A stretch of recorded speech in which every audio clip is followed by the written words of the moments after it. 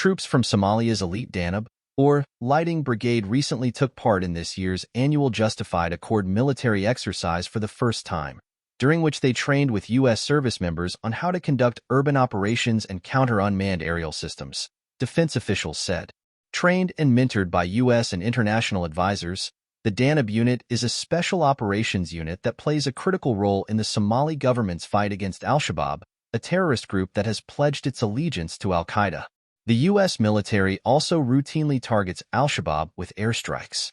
The most recently announced strike, which took place on March 10 around 71 kilometers southwest of the country's capital of Mogadishu, is believed to have killed 3 al-Shabaab fighters, according to U.S. Africa Command.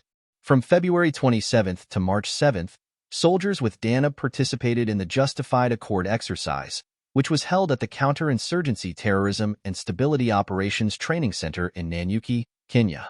The training that the Somali soldiers received will be helpful in the fight against al-Shabaab, said Second Lieutenant Abdurrahim Muse Mohammed, a Danab Special Forces platoon commander.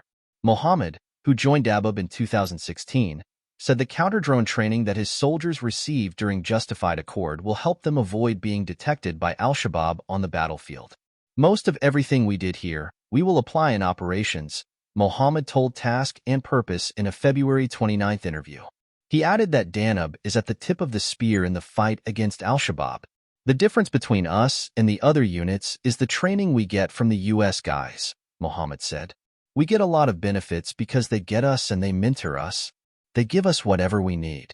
Danab's participation in Justified Accord was especially gratifying for Command Sergeant Major Reese W. Tekel, the senior enlisted leader for U.S. Army's Southern European Task Force, Africa. Tekel's first combat deployment was to Mogadishu in 1993 as an Army Ranger. That was the year of Operation Gothic Serpent, the famous battle in which U.S. service members were killed that was later immortalized in the book and movie Black Hawk Down.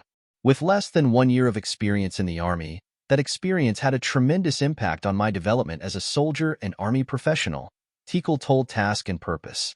To be here 30 years later, and to see where we are, Somali Army soldiers here in Kenya participating in Exercise Justified Accord, it's not just important for improving regional security, it's personally satisfying. The exercise with Danab soldiers took place amid the backdrop of the impending end of the African Union Transition Mission in Somalia, or ATMIS. Thousands of troops from African Union nations are expected to withdraw from Somalia by the end of this year. While the Danab soldiers benefit from the training they get from the U.S. military, they will soon have to face a much larger force of al-Shabaab fighters without any help from African Union peacekeepers, said Bill Razio, a senior fellow with the Foundation for Defense of Democracy's think tank in Washington, D.C. Al-Shabaab is more like a standing army than an insurgent organization at this point, Razio told Task and Purpose in a March 20th interview. Its fighters are organized in a military fashion, and it governs a significant amount of territory in Somalia. Assuming the African Union troops leave by the end of the year, the U.S. can't possibly train enough Danab forces or any Somali forces to withstand what's coming, Razio said. But the U.S. can help them organize in a fashion that gives them areas to control and govern and to resist al-Shabaab.